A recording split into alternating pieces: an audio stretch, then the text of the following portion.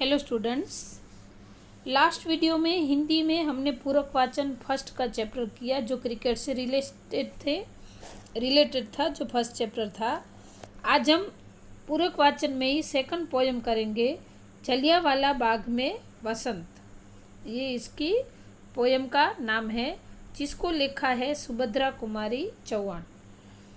प्रस्तुत कविता में कवयित्री सुभद्रा कुमारी चौहान ने भारत की निहत्थी और शांतिपूर्ण सभा कर रही जनता पर जलियांवाला बाग में अंग्रेज सरकार द्वारा गोली चलाने की मार्मिक कथा का वर्णन किया है।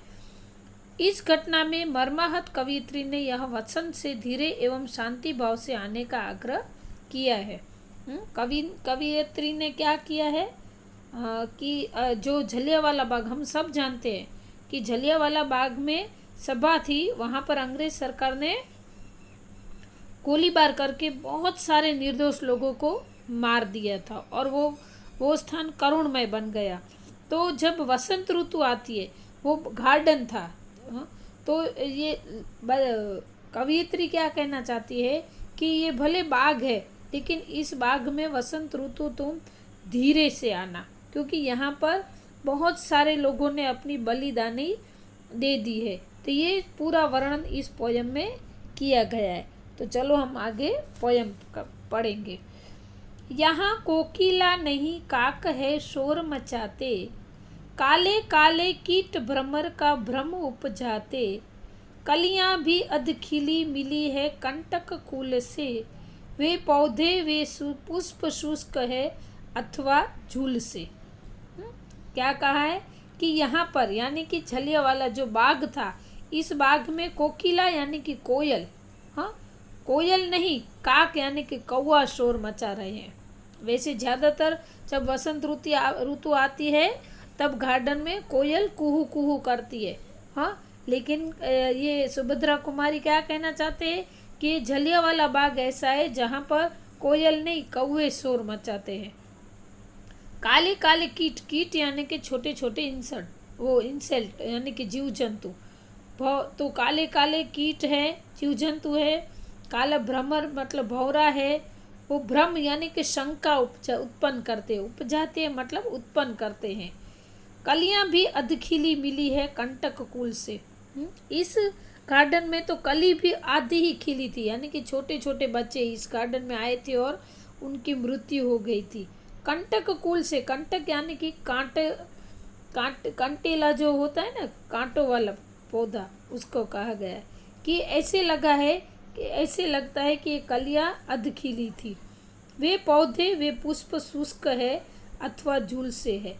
तो ऐसे जो पौधे हैं, वो पुष्प यानी कि फूल है, वो सूख गए हैं और झुलस गए यानी कि उसका वो कर्मा गए हैं ऐसे।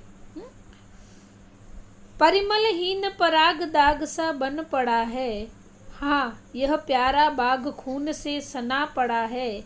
आओ प्रिय ऋतुराज किंतु धीरे से आना, यह है शोक स्थान यहाँ मत शोर मचाना। क्या कहते हैं सुभद्रा कुमारी कि परिमल यानी कि सुगंध, स्मेल, जो फूल में से सुगंध आती है ना, उसको परिमल बोलते हैं। हीन मतलब बिना, परिमल बिना का यानी कि बिना सुगंध वाला। पराग फूल के अंदर का जो पार्ट होता है ना, उसको पराग बोलते हैं। तो वो जो पराग है ना, वो ऐसे लगता है कि जैसे कोई दाग हो गया है। यह प्यारा बाग खून से सना पड़ा है।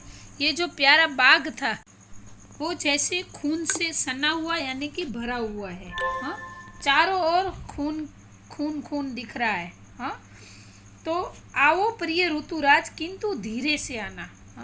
ऋतुराज, वसंत ऋतु को ऋतुराज कहा गया है। तो कवयित्री कहते हैं कि तुम आओ, इस बाग में आओ जरूर, लेकिन धीरे से आना। यह है शोक स्थान। शोक स्थान यानी कि जो यहाँ पर शोक, दुख भरा स्थान है। शोक करना यानी कि जो दुख होता है, दर्द भरा स्थान है। यहाँ मत शोर मचाना, ज़्यादा शोर मत मचाना।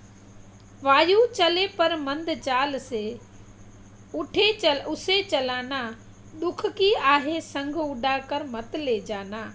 कोकिल गावे किंतु राग रोने का गावे, भ्रमर करे गुंजार कष्ट की कथा सुनावे। कवियत्री कहते हैं कि यहाँ पर वायु चलता है, यानी कि हवा चल रही है, लेकिन वो धीरे धीरे चाल से, मंद चाल से उसको चलने के लिए कहना। भले हवा आए, लेकिन हवा को कहना कि वो धीरे से आए। दुख की आहे संग उड़ाकर मत ले जाना। यहाँ पूरा दुख भरा वातावरण है। हाँ, दुख की आए हैं, उसको अपने साथ, अगर वो जोरों से आएगी तो वो दुख भरा जो है वो दुख भी उसके संग चला जाएगा। मतलब यहाँ का जो दृश्य है वो, कोकिल गावे किंतु राग रोने का गावे। इस बाग में कोयल आती है, गाती है सुंदर राग में, लेकिन वो राग जो होता है वो रोने जैसा होता है, दुख भरा होता है, दर्द भरा उसका राग होता है। भ्रमर करे गुंजार कष्ट की कथा सुनावे। जो भंवरे हैं, इस बाग में भंवरे गूंज रहे हैं, गुनगुना रहे हैं, लेकिन उसके जो कथा सुनाते हैं वो दुख भरी, कष्ट भरी, यानी कि दर्दनाक कथा सुनाते हैं।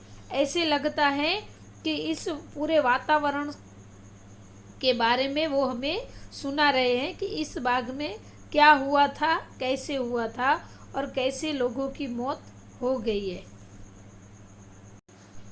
नेक्स्ट है, लाना संग में पुष्प न होवे कि अधिक सजीले, हो सुगंध भी मंद ओस से कुछ कुछ गीले, किंतु न तुम उपहार भाव आकर दर्शाना, स्मृति में पूजा हेतु यहाँ थोड़े बिखराना। वसंत ऋतु को कवियत्री कहते हैं कि लाना संग पुष्प न होवे अधिक सजीले। तुम फूल लाना, लेकिन बहुत सजे हुए फूल मत लाना। जो हम खुशी के समय पर जो फूल बिखराते हैं, ऐसे फूल मत लाना। क्यों? उसकी सुगंध भी थोड़ी मंद हो और ओस से कुछ कुछ गीले हो। ओस यानी कि जो सुबह का जो ओस होता है, धुम्मस होती है, और उसकी बूंदें जो फूलों पर बरसती है ना, और वो जो डॉट हो जाते, बिंदु हो जाते हैं, तो ऐसे थोड़ी थोड़ी फूल लाना। ज़्यादा सुगंध हो ऐसे फूल भी मत लाना। किंतु न तुम उपहार भाव आकर दर्शाना। और जब तुम यहाँ पर फूल लाते हो ना, तो ऐसा मत दर्शाना कि तुम उसके लिए कुछ गिफ्ट लाए हो, भेंट लाए हो।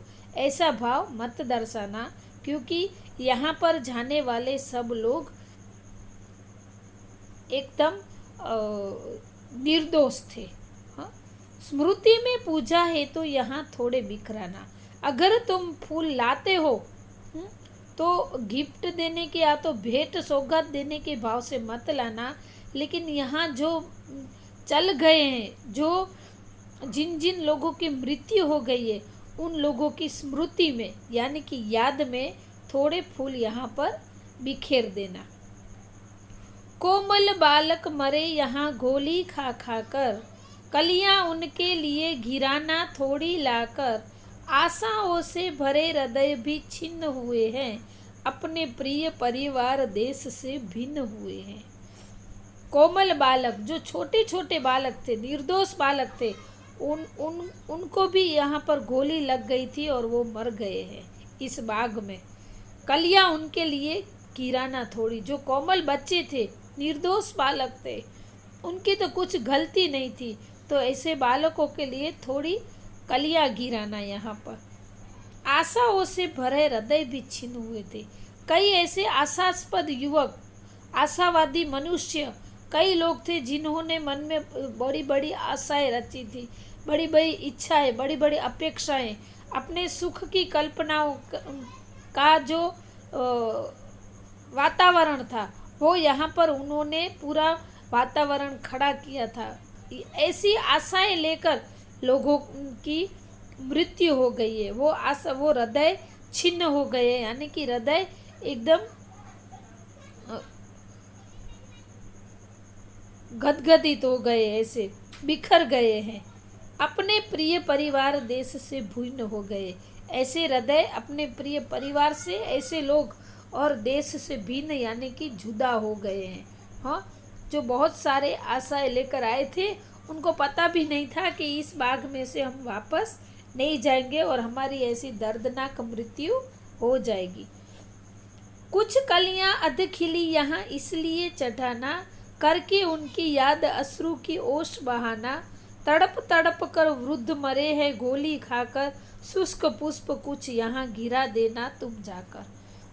कि हे वसंत ऋतु, कुछ कलियां अधखिली यहाँ पर तुम इसलिए चढ़ाओगे, क्यों चढ़ाओगे? तो करके उनकी याद अश्रु की ओस बहाना, थोड़े आंसू भी बहाना उन लोगों के लिए जिन लोगों की इस बाग में मृत्यु हुई थी, क्योंकि यहाँ पर जो वृद्ध थे वो तड़प तड़प कर मरे हैं। तो उन लोगों की याद में शुष्क यानी कि सूखे कुछ फूल यहाँ गिरा देना और तुम जाना यहाँ पर आकर फिर गिरा देना। यह सब करना किंतु बहुत धीरे से आना। हे वसंत ऋतु, तुम भले इस बाग में आओ पर ये सब करना लेकिन धीरे से आना, तुम बहुत जल्दी से मत आना। यह है शोक स्थान, यह शोर मत मचाना।